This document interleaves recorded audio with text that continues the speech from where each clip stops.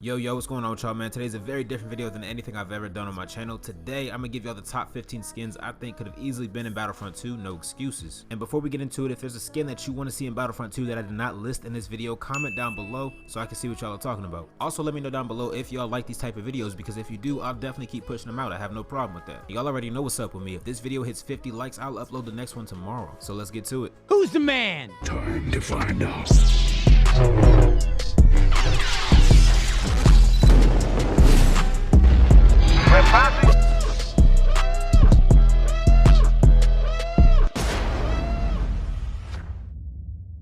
First things first, if you never want to miss a YouTube video or daily TikTok, then make sure you shoot your boy a follow on Instagram. That's where I'll be keeping y'all up to date on everything content related. Also, if you just want to have a laid back, chill one-on-one conversation and talk about all things Star Wars, whether it's the movies, shows, books, comics, then follow your boy on Twitter and shoot me a DM and let's have us a conversation. But without further ado or delay, let's get into the top 15 skins that should have been in Battlefront 2, no excuses. Now keep in mind, these are not exactly in a 1 to 15 straight up order. The first 5 I'm going to show you are in this position because they're probably the least likely skins that DICE would deliver to us. Now coming in at number 15 is going to be CYBORG MAUL, who was introduced to us in season 4 of Star Wars: The Clone Wars. This is a skin that I've heard so many people request that I knew we'd never actually get, and the reason being is because they'd have to redesign almost his entire character model when you think about it, because 1, his legs are completely different, and 2, he was a very much different height and weight with his cyborg limbs on, which is one of those things we diehard Star Wars fans would love to nitpick about if they decided to actually release that. Now y'all, coming in at number 14 is going to be one that I know y'all did not expect, and it's going to be Attack of the Clones Obi-Wan. Now the reason I have him on this list is because when you think about it, there's not really much that they'd have to do to Obi-Wan's character to really change him up. They just have to change his hair and maybe a little bit of facial features and we have a brand new skin. When you think about it, it's not really a skin that feels like you're missing it too much from the game, but it's just something that'd be really nice to have, and that's why it's not placed too high and it's kind of placed at the bottom. It's one of those skins in the game that we definitely don't need, but one we wouldn't mind having at all, I'm sure. Now based off number 14, y'all should be able to guess number 13 pretty easily, and if you can't, let me tell you right now, it's going to be Attack of the Clones Anakin Skywalker. If you're gonna add one, you gotta add the other, because you know Anakin and Obi-Wan go hand in hand, and who wouldn't like completing that Geonosis scene with Count Dooku, Yoda, Anakin, and Obi-Wan? You'd pretty much have it all if they decided to add these skins. Now I know there's a lot of people out there that don't really care for Attack of the Clones or the prequel trilogy that much at all, but considering the fact that we didn't get Jango Fett, it's kind of nice to pay a little bit more homage to Attack of the Clones, considering it did introduce the Clone Army, which is a huge pivotal moment in the Star Wars universe. Coming in at number 12 is going to be the Phantom Menace Obi-Wan Kenobi skin. Listen, I can't stand the fact that we don't have Qui-Gon Jinn in the game, considering the fact that we have the map he died on and Darth Maul, but EA could have at the very least blessed us with the Padawan skin for Kenobi.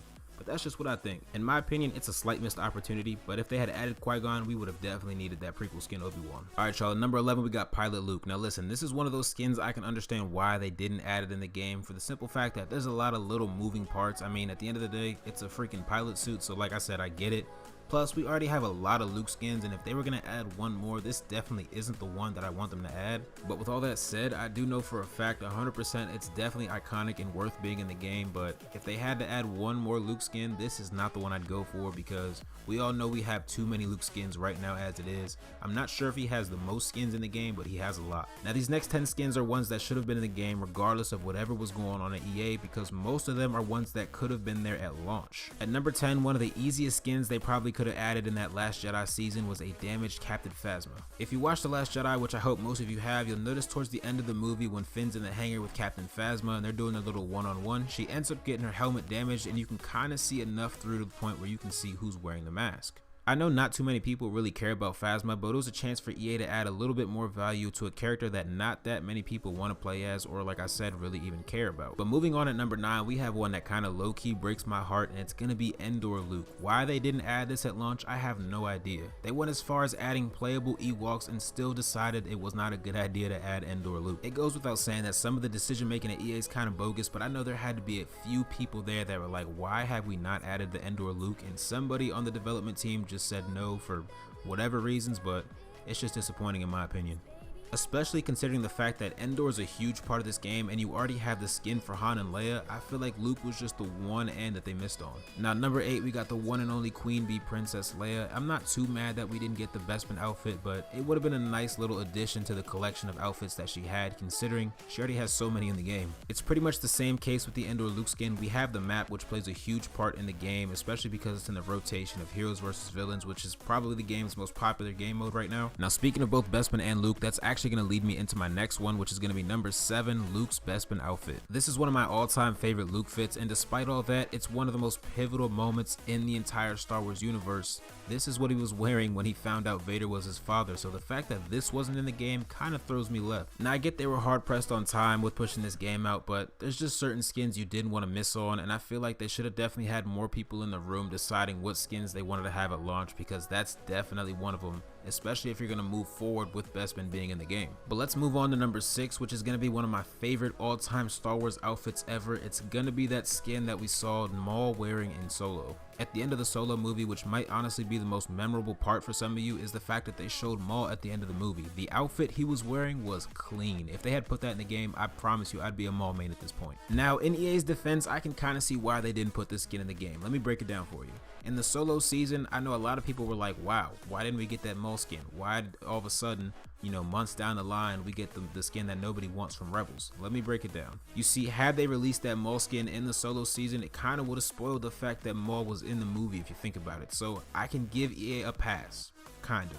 But let's put a pause on that and move on to number 5. Number 5 is going to be Hooded Anakin. Now, why they didn't put the skin in the game when they dropped Anakin, I have no idea. Like, I have no defense for EA. It's something so small that they could have just quickly put in the game that would have had a huge impact on the fan base, because who does not want to run around as Hooded Anakin? Whenever Anakin had that hood up, whether it was in the Clone Wars, Revenge of the Sith, he was on some boss sinister shit. I'm telling you, man, it's those little thoughts that would have went a long way for this game. At number 4, we have something that everybody was low-key waiting for, but at the same time, we all knew we'd never get. You know what it is, it's the battle damaged Vader. Now let me break down to you why I knew we'd never get the battle damaged Vader. First thing, the one we're looking for is going to be the full suit battle damaged Vader, which is probably from the Force Unleashed, which I don't think is canon any longer. And based off what I've seen, they're not going to include much from Legends, which would have been insane, because there could have been an overhaul of so many outfits for all these different characters had they thought about Legends. So unfortunately for Battlefront, you can probably scratch off that amazing version of Vader as well. Now, one thing we could have saw for sure is a battle damaged helmet, because we saw it in Rebels, we saw it in Return of the Jedi. Like I said, it's just one of those little tiny things they could have added in the game that would have went a long way for them. But we're going to chill on EA, we're just going to move on. At number 3, we got the Siege of Mandalore Darth Maul, and let me tell you why this is arguably number 1. Star Wars The Clone Wars Season 7, believe it or not, I know for a fact had a huge play in the amount of people returning to this game, because if you think about it, there's not really that many Star Wars games out there that people can play with other people, so Battlefront's kind of your go-to. After what went down in the Clone Wars Season 7, if this skin was in Battlefront 2, even if you had to pay for it, $4 or $5, people would buy it. I know for a fact people would buy it. When I say people, I mean me. We all know Dave Filoni's a freaking wizard, so he was going to have everybody looking right in Season 7 of the Clone Wars, so shout out to him. He's one of my freaking favorite people on this planet Earth. There was just something so different about that Maul skin. It looked like he just gotten himself together. He's so much more collected than he was in the past, and he's just sitting back doing his thing. Plus that hallway scene, bro, come on, it's a skin we needed for sure. And just like that, we're down to the last 2 skins. At number 2, I got the Mandalorian, fresh armor, fresh paint. You know who I'm talking about, Mr. Boba Fett himself. Who in their right mind ever thought that Boba Fett would ever get the opportunity to have a second skin?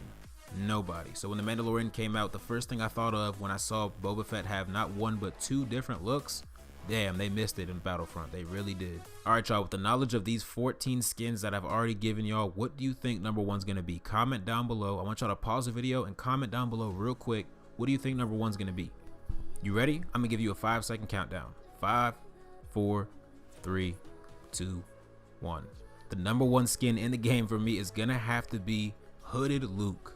See, let me tell you how I know we're all locked in. This might not be your number 1 skin, but I know for a fact after you watched The Mandalorian, you wanted to hop on Battlefront, switch that Return of the Jedi skin, and go crazy with Luke. Tell me I'm wrong. If that skin was in the game, Battlefront would be a top 10 game right now. I'm not even joking with you. Battlefront would be a top 10 game if you could run around as Hooded Luke, or you just had the updated content with all these skins that I had listed today. But ladies and gentlemen, that's pretty much all I have for y'all today. Remember, if you want to stay up to date with my TikTok, YouTube, and all things content related that I post, be sure to follow me on Instagram. And speaking of TikTok, y'all already know I got a fresh one coming out for y'all tonight. After you watch this video, just stay tuned for it. And if you want to have a one-on-one conversation with your boy about anything Star Wars, it could be the movies, shows, books, comics, it doesn't even matter. Follow your boy on Twitter, shoot me a DM, and let's have a conversation.